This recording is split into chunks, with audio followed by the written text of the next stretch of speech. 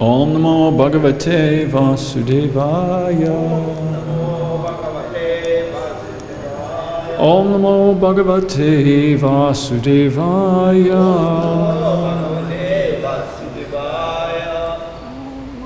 Bhagavate Vasudevaya. So we got chapter 9, Canto 9, chapter 20, the Dynasty of Puru, text 28 through 33. I'm just going to read 28 through 32, and then 33 is on the board. When Maharaj Bharat performed the sacrifice known as Masnara, or a sacrifice in the place known as Masnara, he gave in charity 14 lakhs of excellent elephants with white tusks and black bodies, completely covered with golden ornaments. Text 29. As one cannot approach the heavenly planets simply by the strength of his arms, for who can touch the heavenly planets with his hands, one cannot imitate the wonderful activities of Maharaj Bharat. No one could perform such activities in the past, nor will anyone be able to do so in the future. Text 30. When Maharaj Bharat was on tour, he defeated or killed all the Kiratas, Hunas, Yavanas, Poundras, Kankas, Kashas, Sakas, and the kings who were opposed to the Vedic principles of Brahminical culture. Formerly, after conquering the demigods, all the demons had taken shelter in the lower planetary system known as Rasa Tala, and had brought all the wives and daughters of the demigods there also. Maharaj Bharat, however, rescued all those women, along with their associates, from the clutches of the demons, and he returned them to the demigods. Maharaj Bharat provided all necessities for his subjects, both in this earth and in the heavenly planets, for 27,000 years. He circulated his orders and distributed his soldiers in all directions. Now we're on the board. Sa Samrad Lokapalakyam Aisvaryam Adirat Sriyam Chakram Chaskalitam Pranan Mrisyati Upararama Ha Sasamra Loka Palakyam Arsvaryam Adirat Sriyam Chakram Chaskalitam Pranan Mrisyati Upararama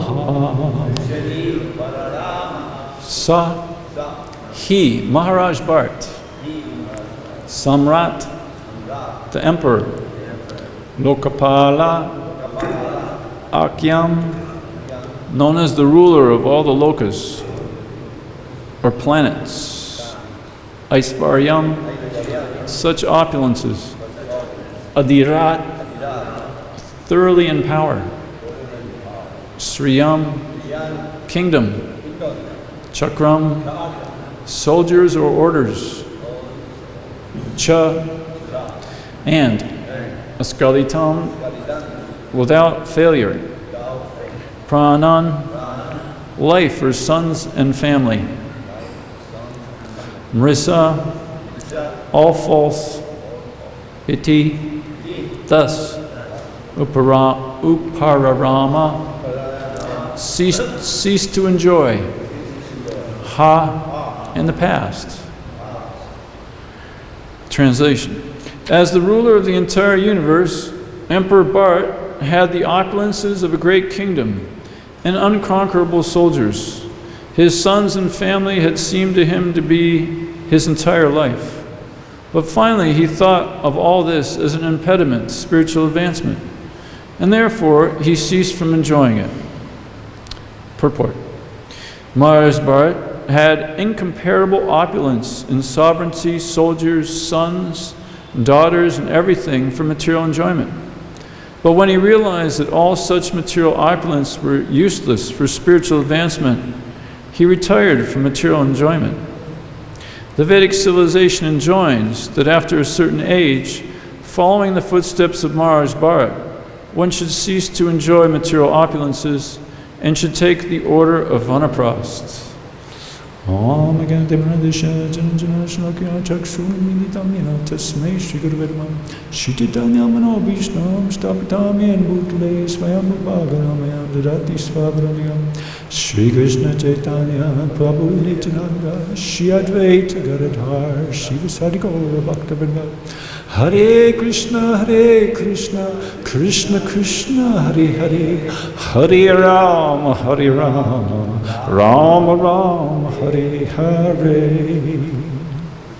So, I'm going to pick through these purports and make some comments, and then I'm going to focus on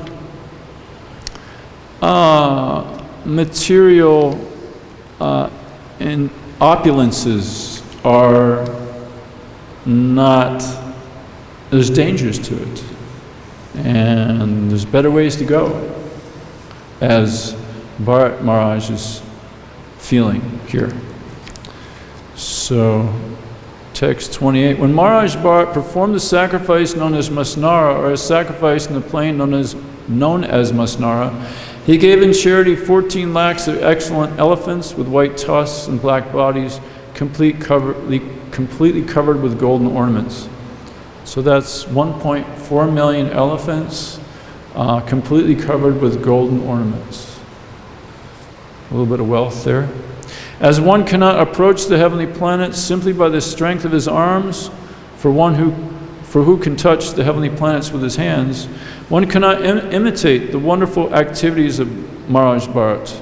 No one could perform such activities in the past, nor will anyone be able to do so in the future. Similarly, we should have the mood, well, I should have the mood, that there's nobody lower and more useless and greater nonsense than myself in the past, nor in the future will there ever be one. Anyway, yeah, yes. Next text. When Maharaj Bharat was on tour, he defeated or killed all the Kirtas, Hunas, Yavanas, Pondas, Kashas, Sakas, and the kings who were opposed to Vedic principles of Brahminical culture. Bhagavatam 2.4.18 states the same group, including the Yavanas, and even others who are addicted to sinful acts, can be purified by association with the devotees of the Lord, due to his being the supreme power. Beg to offer respectful obeisances unto him. So, I guess one will get purified by either being defeated or killed, but also entering into ISKCON, associating with devotees, taken to the holy name. Even a complete Mlechan and Yavana as myself can at least, well, not at least, can fake, some devotional, can actually be here, existing, at least that. That's about it though. Formerly, after conquering the demigods, all the demons had taken shelter in the lower planetary system known as Rasatala, and had brought all the wives and daughters of the demigods there also. Maharaj Bharat, however, rescued all those women, along with their associates, from the clutches of the demons, and he returned them to the demigods. 1.3.28, Ekakale, Krishna Stu Bhagavan Swayam, Indraya, Vyakalam, Lokam. All the above incarnations are your plenary portions, or portions of plenary portions of the Supreme Lord, but Krishna is the Supreme Person, the original Supreme Personality of Godhead. They appear on different planets where there is a disturbance by the atheists. They are here to protect the theists. So Bharat Maharaj is not an ordinary being. Maharaj Bharat provided all necessities for his subjects, both on this earth and the heavenly planets, for 27,000 years. He circulated his orders and distributed his soldiers in all directions. Just as Krishna Eko Bahunam Yovadadati Kamam, Kathopanishad 2.2.13, I think, states that out of all the living entities, there's one that's providing the needs and necessities to all others. Sri Krishna ultimately, but he can also empower one to take that role as well, as we see with Bharat Maharaj, providing all necessities for his subjects. And the verse on the board, as the ruler of the entire universe, Emperor Bharat had the opulences of a great kingdom and unconquerable soldiers. His sons and family had seemed to him to be his entire life. But finally he thought of all this as an impediment to spiritual advancement, and therefore he ceased from enjoying it. So my first thought when I read this was Raghunath Das Goswami, who got the mercy of Lord Chaitanya and Nityananda. And even though I believe it was Nityananda said, he has opulences like Indra, and his father, Raghunath Das's father, said his wife is as beautiful as an angel. He basically had everything materially, but he didn't like it at all, says Nityananda Prabhu. And and when he finally escapes the clutches of his family, because they tried to bind him to stay at the house, and he finally got the mercy of Nityananda. Got to get the mercy of Nityananda to get to Lord Chaitanya, and he got that. And then he finally gets to Lord Chaitanya and states, Lord Chaitanya says, "The mercy of Lord Krishna is stronger than anything else. Therefore the Lord has delivered you from the ditch of materialistic life, which is like a hole into which people pass stool." So 555 Srimad Bhagavatam states that pious or impious, karma has its result in actions. As long as one is engaged in any kind of fruitive karmic activity, his mind is called karmatmikam, colored by fruitive desires. When one's mind is impure, one's consciousness is unclear. As long as one is absorbed in material activities, he has to accept a material body. So that which forces one to accept a material body, the source of our suffering, whether it be pious or impious. What I mean by pious, I'll go into that in a moment. There's three kinds of piety. That which leads to heavenly planets, piety that leads to impersonal realization and personal liberation, and piety that leads to Krishna, bhakti. So the first two pious activities is not auspicious. It's it's considered here as to be a hole into which people pass stool, whether it be pious or impious. It's either like dry stool or wet stool. It's why choose one over the other? It's all stool. Lord Chaitanya states, "My dear Raghunath Das, your father and his elder brother are just like worms in stool in the ditch of material enjoyment. For the great disease of the poison of material enjoyment is what they consider happiness." So, Now, I'd like to define what material opulence is. Maybe it needs to be defined. Prabhupada writes, everything now that I'm going to read from my phone, occasionally a paragraph from here or there, is all from Prabhupada within his books, or a verse that he's translated. So Prabhupada writes, material advancement means expanding the sense gratificatory process. That is material. The more you expand how to satisfy your senses, that is material. And the more we expand how to satisfy Krishna, that is spiritual. That is the difference between material and spiritual. God realization does not depend on material opulence. Material opulence means to take birth in high family, janma. Janma means high parentage, then janmaisvarya, and wealthy. Great riches. These are material opulences. High parentage, great riches, and great learning. and great beauty. These four things are material opulences. So, it's stated there, Prabhupada wrote, God realization is not dependent on these material opulences. 519.7 states, material qualifications are not prerequisites for attaining friendship with Lord Sri Ramachandra. And he lists a whole bunch of material opulences, ones that are mentioned here, as well as one's eloquence, one's sharp intelligence, and born in superior race or nation amongst the ones that were already mentioned. Otherwise, so these are, the monkeys that were serving Ramachandra speaking. Otherwise, how is it that us uncivilized inhabitants of the forest with no great beauty and cannot speak like gentlemen, how is it that Ramachandra has accepted us as friends? Right? So it's not a prerequisite.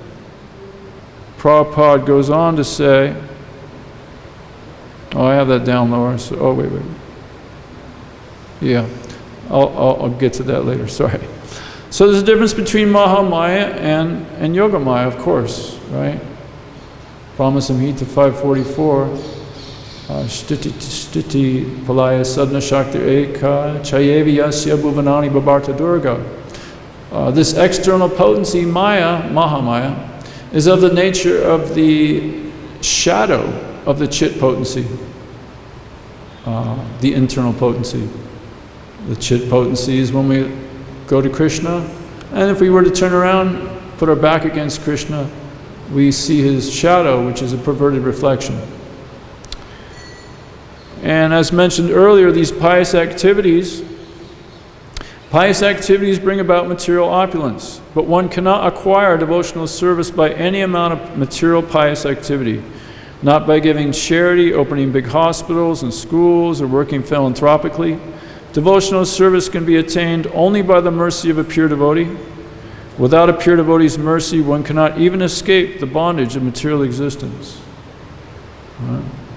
Maybe somebody could mention where that verse is that states, a moment's association with a devotee cannot be compared to heavenly planets, liberation, what to speak of worldly enjoyments that are meant for, that are there for those who are meant for death.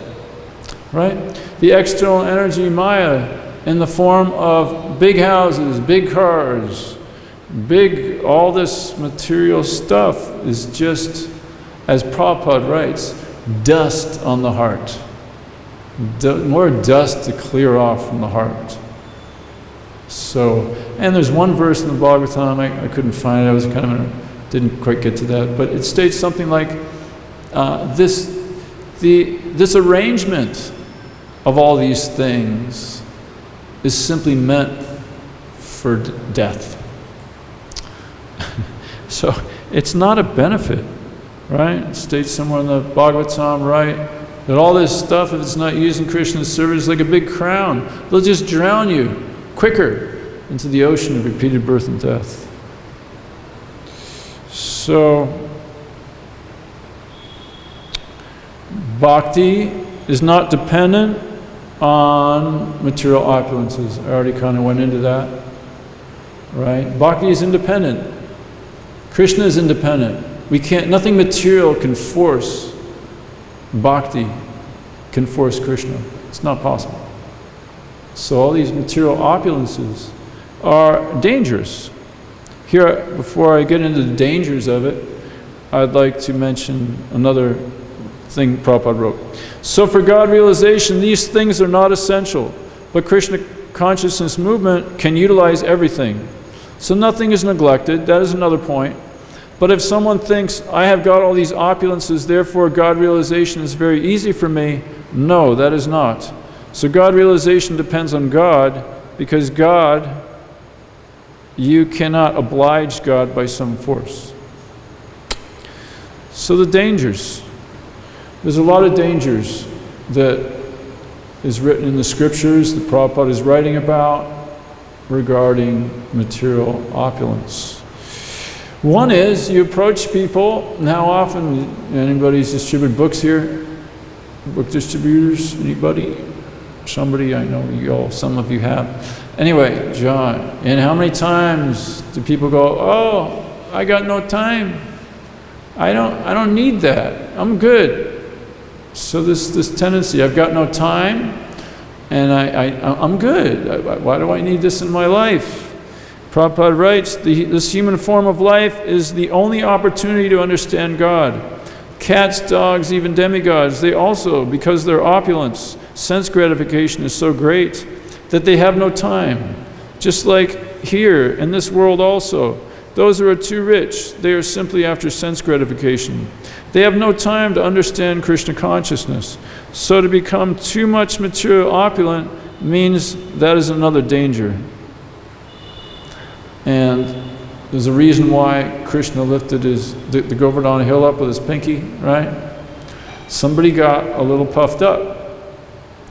And that person that got puffed up says, my dear Lord, I committed a great offense unto your lotus feet, being falsely proud of my material opulences, not knowing your unlimited power.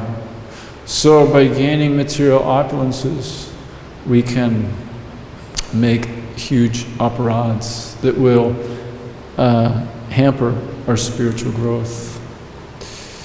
You know, there's so many reasons why we don't want extra things, right? Nectar of instruction, text 2, first thing, atyahara paryasascha. One thing that will spoil our devotional life is eating more than necessary or collecting more funds than required. Bhagavatam 1:210 states, life's desires should never be directed to sense gratification. One should desire only a healthy life for self-preservation. Because since human life is only meant for inquiry into the absolute truth, nothing else should be the goal of one's works. Right? So all the scriptures are guiding us properly, and it's not only the scriptures that we utilize, all the scriptures in the world, they talk about don't invest in the temporary, invest in that which is eternal. So, Hare Krishna, Krishna Krishna, Hare Hare. And another danger, another byproduct of material opulences is one cannot understand Krishna. Prabhupada writes, a materialistic person with material opulences should not be very proud or puffed up before a transcendental devotee. If one approaches a transcendental devotee on the strength of one's material heritage, opulence, education, and beauty, and does not offer respect to the advanced devotee of the Lord, the Vaishnava devotee may offer formal respects to such a materially puffed up person, but he may not deliver transcendental knowledge to him. Indeed, the devotee sees him as a non-Brahmana or Shudra. Such a puffed up person cannot understand the science of Krishna.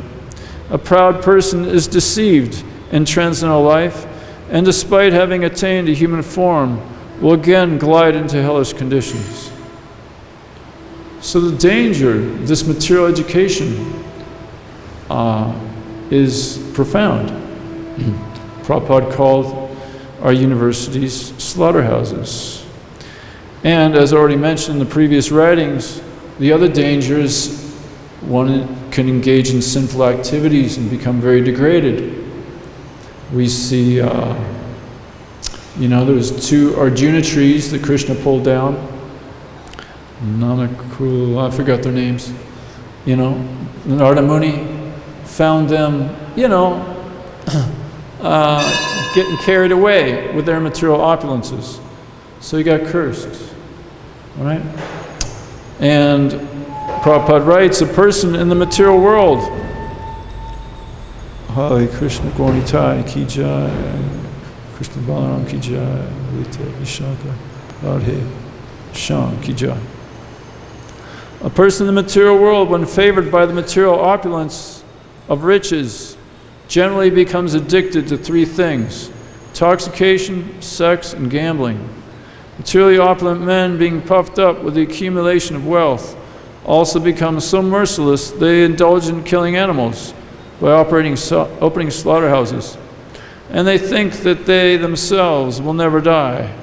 Such foolish persons, forgetting the laws of nature, become overly infatuated with the body. They forget that the material body, even though very much advanced in civilization, up to the position of the demigods, will finally turn into ashes or stool. And while one is living, whatever the external condition of the body may be, within there is only stool, urine, and various kinds of worms. So it should be noted that the real spiritual opulence, opulence is cool. Sri Bhagavan, we worship, and he's the one who is full in six opulences, one of them being wealth, and all these beauty, all these opulences, but they're spiritual opulences. So the real benediction is the spiritual opulences given by Krishna. And there's a nice story. Correct me if I get any name wrong, please, because I have a Kali Yuga memory. Gopinath Patnayaka in the CC, he was a tax collector or something along these lines, and he kept too much. He should have given it to the government. And one of his contemporaries was envious of him and called him on it. And he said, all right, don't worry, I'll sell my horses to make up for it. Give me some time and I'll pay it off. So he brought the horses to that person. That person, gave kind of envious, and he gave a very low price for the horses.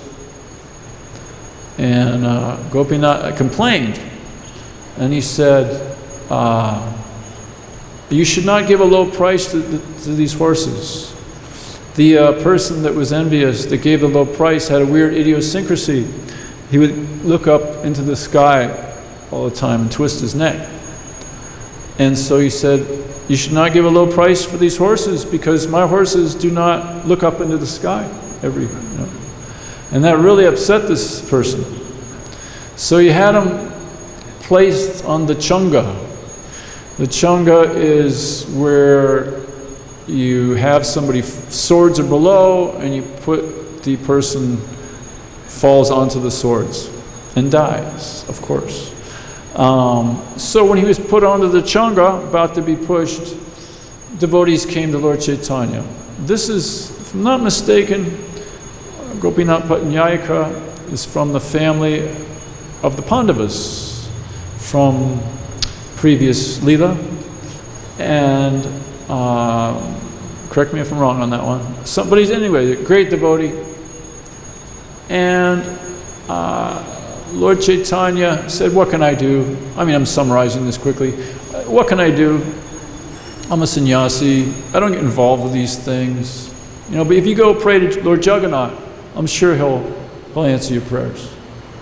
So it turns out the king found out that the situation, he also found out Lord Chaitanya was talking about leaving because he didn't want to deal with these people bothering him all the time. So he basically negated his debts, Gopinath Patnayaka's debts, and doubled his salary. So when Gopinath Patnayaka came to Lord Chaitanya and thanked him for the mercy, and was blown away by the mercy, he actually admitted, Gopinath Patnayaka said, you've given me this mercy of having salary doubled and freed from suffering, and my debts are resolved. But he said, this is not the real mercy. This is not the ultimate mercy. The ultimate mercy is, I forgot the names that he mentioned, but the ultimate mercy is when one is completely free from material desires, like Raghunath Das Goswami, who he became one of the greatest renunciates that ever walked this planet. And we probably heard about him. I'm in the kitchen, so I don't hear the classes. So you probably heard about him at the Panihati festival. So that's he's basically admitting that that's the person who got the real mercy. So the real mercy is, that which will expedite our trip to Krishna Prema quicker than anything. To be completely 100% surrendered to the Lord. And the following gets into that a little bit. Bhaktisiddhanta Saraswati Thakur explains that a mundane person being enriched with mundane opulences must always know that the transcendental opulences of the advanced devotees are far more important than the material opulences of a person like himself. Some examples of some problems we might have seen within ISKCON. Now, don't run with this full speed ahead. I'm just bringing up things to consider. Like, we did a lot of books in the early days, then we moved into stickers. We would distribute stickers and get a lot of money. And we saw an enormous amount of devotees falling down. It's not that a sticker is evil, but pointing this out, the nice thing about, at least what Prabhupada established, the importance of book distribution, the family business, is that how much wealth can you get from this activity? Certainly in the endeavor that you put in book distribution, you can get much more, applying your ingenuity and trying to get material opulences. If that's what you're after, you can get much more other than book distribution. So, and people are rejecting you all the time. It might not be the most pleasant experience all the time. But this is actually, if we want to use our brains on a very high level, this goes along the lines of what advanced devotees are after. They're after having their pratishta destroyed, their subtle and gross bodies dissolved. They're after whatever it takes for me to become humble. Prabhupada asked the devotees once, how do you know an advanced devotee when you see one? And they all had their ideas, and Prabhupada, wasn't satisfied. And then he said, because he's always ready to be chastised by his spiritual master. So this is, usually we try to avoid such things, but an advanced devotee eagerly awaits it. Please speak more. How horrible I am. Please speak up. Please say more. Please more. Like this. You can make much advancement in this way, and book distribution is like that. So we can make nice progress. And another example that, now again, don't run with this, especially here in Vrindavan. I see the management here, honestly, so far at least, is being really wonderful. So I got no complaints. But I'm just making the point, in theory, that the more power you have, the more corruption can take place, right? Absolute power corrupts absolutely. And this is a very sensitive topic right now in America. I don't know if you guys have watched the news, hopefully not. There's one person was killed, an innocent person was killed by a cop. And there are riots after that all over America. We're talking full-on riots. And tens of thousands of protests, thousands and maybe 100,000 or more people protesting. Still to this day, that happened like a week ago. All over America and all over the world even, there's protests. And so abuse of power is a very sensitive thing in the ether right now.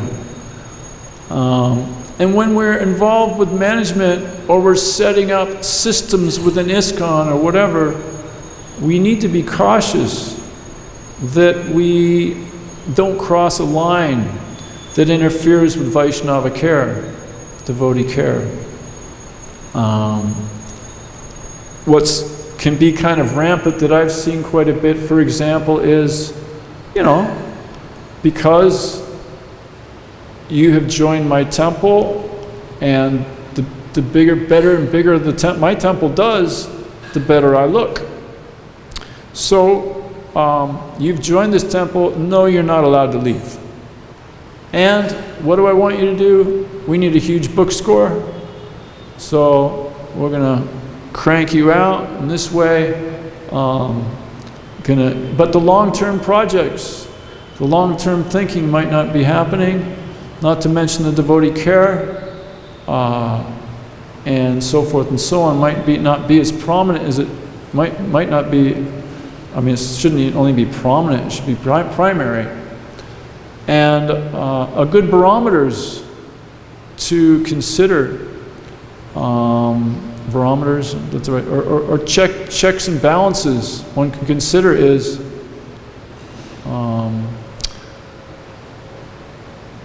in dealings with each other. It could be friends too, or anybody. Everybody has some position.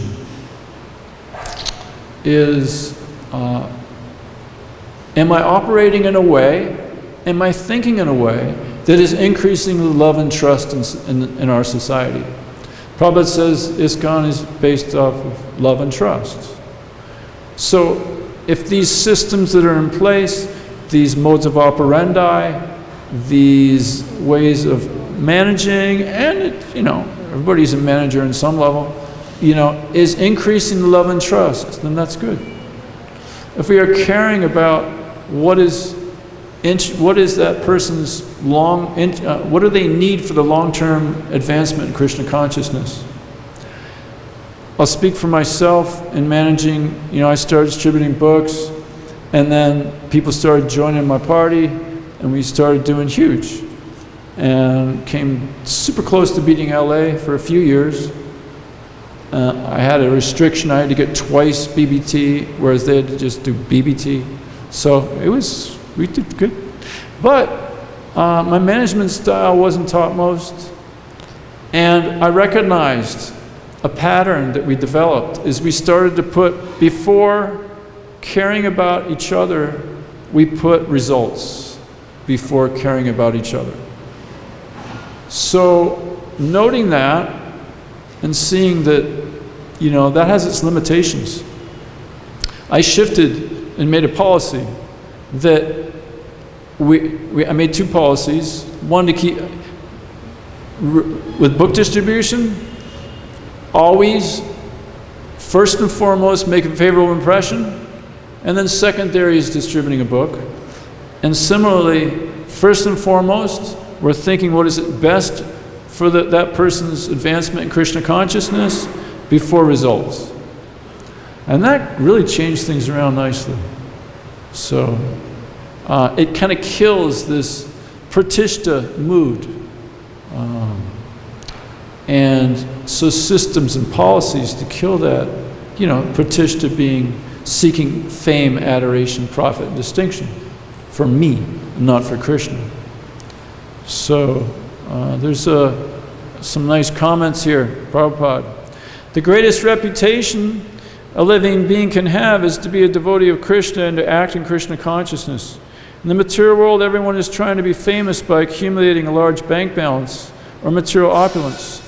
There is steady competition among karmis attempting to advance in a wealthy society. The whole world is turning in accordance with that competitive mood. But this kind of name and fame is temporary, for it lasts only as long as the temporary material body exists. One may become famous as a brahmagyani, an impersonal scholar, or one may become a materially opulent person. In either case, such reputations are inferior to the reputation of Krishna's devotee. So of course we know that advanced devotees, they really don't want any material opulence, right?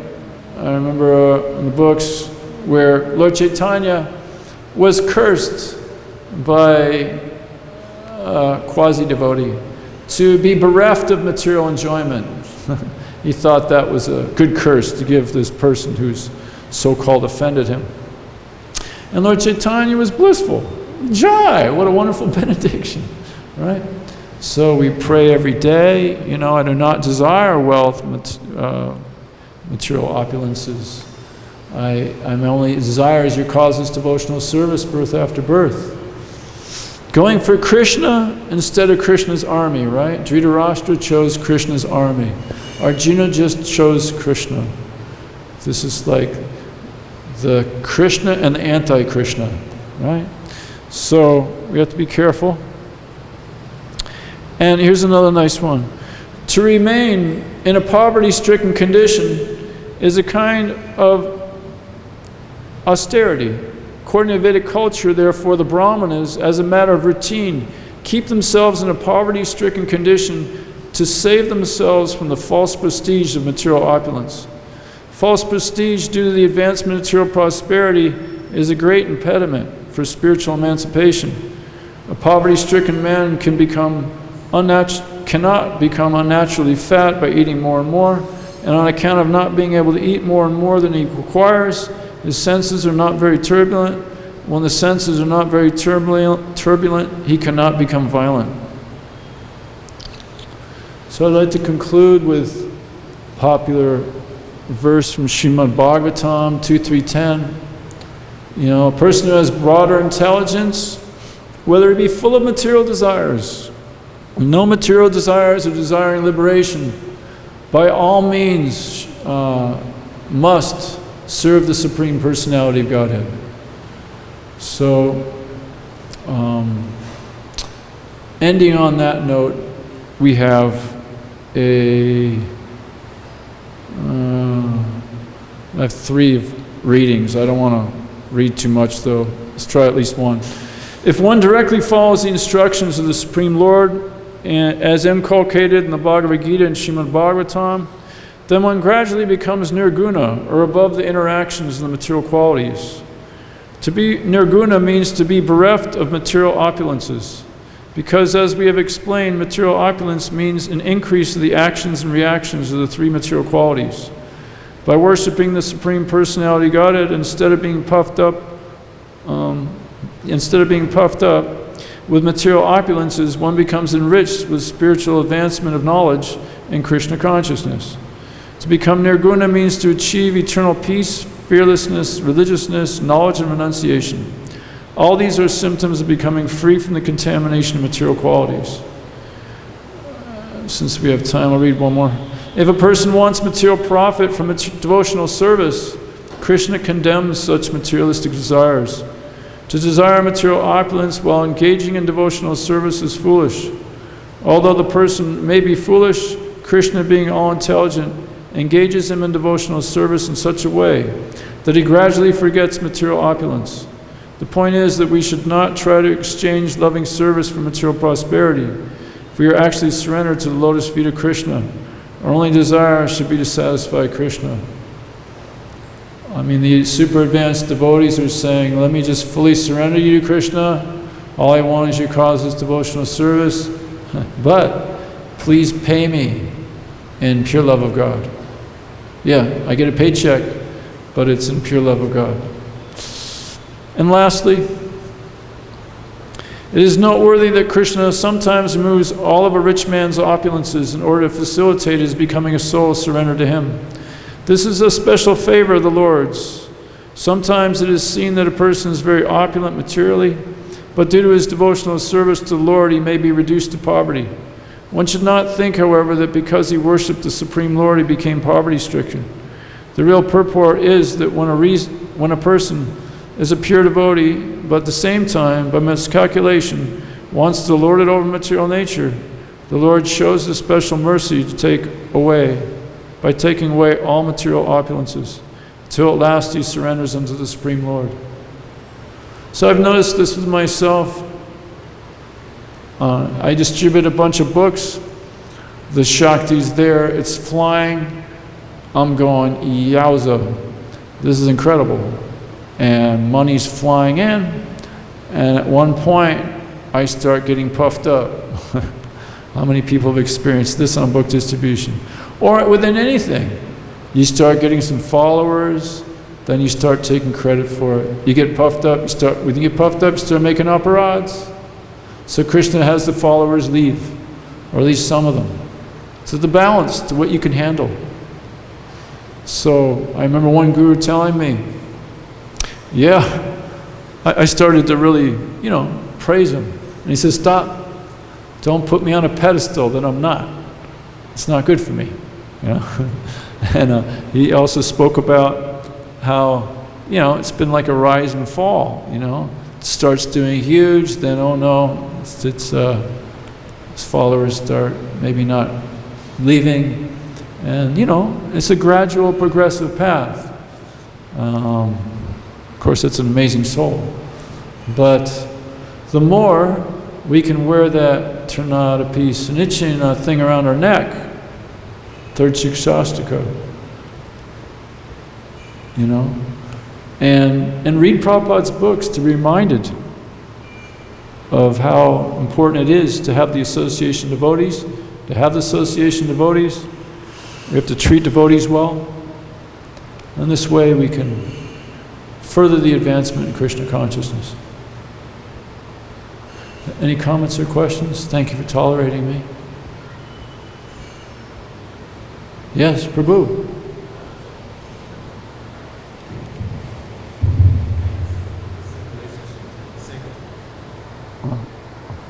Well, thank you. As always, outstanding class. We appreciate it, and we can agree mostly everything, basically. Relationship to Sankirtan, one of the realizations that we may have, at least me, that it's important that every now and then, because in this time, this lockdown, while we're here, that it's important every now and then to take a break sometimes. Because we realize that sometimes if one goes on Sankirtan every day, which is good, and especially when the books start flying out, it's outstanding. It should want us to remain on Sankirtan, especially when it's going good. At the same time, we can see that if it's not going good, and people start saying no, no, no, no, that can really damage the psychology. So, one of the realizations, because I think on this lockdown, it's important to try to, every now and then, to try to take a break and get some kind of reflection and go really deep inside. And then go back out again, if not, things like that. Because sometimes if people don't take, then that can really drive them crazy. So anyways, I just wanted to add that. Thank you very much. Yeah, I totally agree. Having this break, I haven't had a break in 2 decades. Having this break, wow, it's doing such wonders for me that I recommend it. At least every 5 years having a big break. So at least every year having some, at least, yeah. Thank you for sharing that. Any other comments or questions? All right, maybe I can end with a story. Is that all right? You all make it, don't worry. You'll make it prashad time. I'll make it real quick. You guys heard the story of the rabbi increasing the congregation of the, what do you call that, synagogue? No? No. So this is just whatever, an analogy. What's the wrong word? Story, whatever it's called. So, we all want to see the congregate, more devotees, taking to Krishna consciousness, more people taking to Krishna consciousness, and people thriving to stay. So there's one synagogue that noticed that it wasn't increasing to the level that they wanted it to. So they approached the super wise rabbi. He's like the sannyas, rabbi. So he goes to the super wise soul. How can we increase our congregation? So he replies back, I don't know anything about this, but I do know that one person in your group is a Messiah. Wide-eyed, what? Really? They were all thinking. So from that point on, they were thinking, they didn't know who it was. So they treated everybody with incredible respect. Like, oh, maybe it's the pot washer. He's so humble. He's just want to clean the restrooms. Man, he's so humble. Maybe it might be him. Or maybe it's the temple president. He's got some amazing powers. Or maybe it's, whatever. The kirtan guy. What an amazing voice. And he's just like really cool with everybody. Yeah. So they started to treat everybody with incredible respect. And from that, everybody from the outside went, wow, that's what I'm looking for. And all the congregation, everybody, tons more people joined the synagogue. So that's my story I wanted to end with. So right. Trinadas peace and echena. Treating everybody with respect. What does respect mean? To re-see. Is this a Indian? Is this an older person? Is this a young guy? Is this a... No, re-seeing means this is a spirit soul part and parcel of Krishna. You know? This is... And we're all equal, right? We're all part of one... We're all in the yellow submarine together, right? I don't know if you guys know the Beatles song. We all live in the yellow submarine. We're all in the same situation. We're just part and parcels of Krishna and returning to that eternal blissful life. And treating each other with great respect is a wonderful way to increase the members of this movement and to bring everybody back home. In fact, on Prabhupada's Guru's departure address to his topmost men that went to Europe, at the very end, he said forgot the exact words, but he said basically the first sure way to bring jivas to the lotus feet of Krishna is the third Shikshashtaka. So wearing this around our neck, we will make great progress ourselves and bring many, many, many others back home to Godhead. I'll stop there. Thank you very much for tolerating me. Srimad Bhagavatam ki jai, Srila Prabhupada ki jai.